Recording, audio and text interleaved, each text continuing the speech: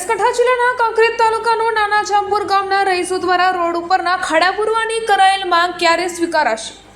સરકારી અધિકારીઓને વારંવાર થરાની નાના જામપુર રોડના ખાડા પૂરવાની રજૂઆત કરવા છતાં નથી ઉડતી કુંભકર્ણની નિદ્રા। થરાથી નાના જામપુરના ગામ વિકાસથી ઉભરાઈ ગયું હોય તેવું લાગી રહ્યું છે। સ્કૂલે જતા બાળકો કાદવ કીચડમાં ચાલતા બીમાર પણ પડતા હોવાની બૂમરાણ પડી રહી છે।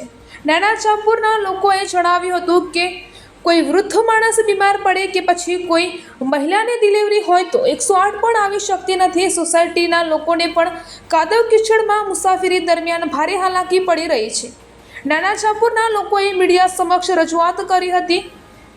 વહીવટી તંત્રની મનમાની તપાસ માટે લોકોએ મીડિયા સમક્ષ રજૂઆત કરી છે। શું મીડિયાના અહેવાલથી કુંભકર્ણની જેમ ઘોર નિદ્રામાં સૂતેલું આ તંત્ર જાગશે ખરા? એ તો હવે આવનાર સમય જ બતાવશે।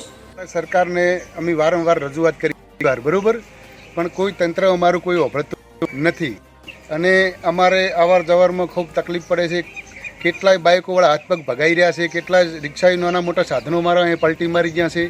વરસાદના કારણે ખાડા ભરાઈ જાય એટલે અમારે ક્યાંથી નીકળવું એ જ અમને કંઈ ખબર સમજણ નથી પડતી બરાબર। અને એક બીજું કહેવામાં આવે છે કે અમારો આ રોડનો વરસાદનું પાણી ચાઈ નીકળે એવો કોઈ રસ્તો નથી બરાબર। એટલે રોડ થોડોક ઊંચો ઉપાડવામાં આવે તો અમારે પાણીનો કોઈ નિકાલ થાય તો આ રોડ અમારો ના તૂટે। બીજું કહેવામાં આવે છે કે આજુબાજુ જે સોસાયટીઓના ઘરો છે એના પણ પાણી નાવા ધોવાના રસ્તા ઉપર પાણી આવવા જાય છે બરાબર। એટલે અમને મોટું નુકસાન તો એ લોકોનું બહુ થાય છે, એટલે રોડ ઘણો એના કારણે તૂટે છે બરાબર। એટલે અમારે વારંવાર તંત્રને રજૂઆત કરી પણ કોઈ અમારું સાંભળતું નથી। વરસાદની ખૂબ સમસ્યા છે, ખૂબ વરસાદ પડે છે અને એક અહીંયા ડબરોના કારણે રોડ એક તૂટી ગયો છે અને સાઈડમાં એક થરા આજુબાજુની એક સોસાયટી છે, સોસાયટીમાંથી ખૂબ પાણી આવે છે। પાણીના કારણે આ રોડ બિલકુલ તૂટી ગયો છે બરાબર। એટલે અહીંયા જતા બાળકો તથા નિશાળીઓને હેડવામાં ખૂબ હાલાકી પડે છે।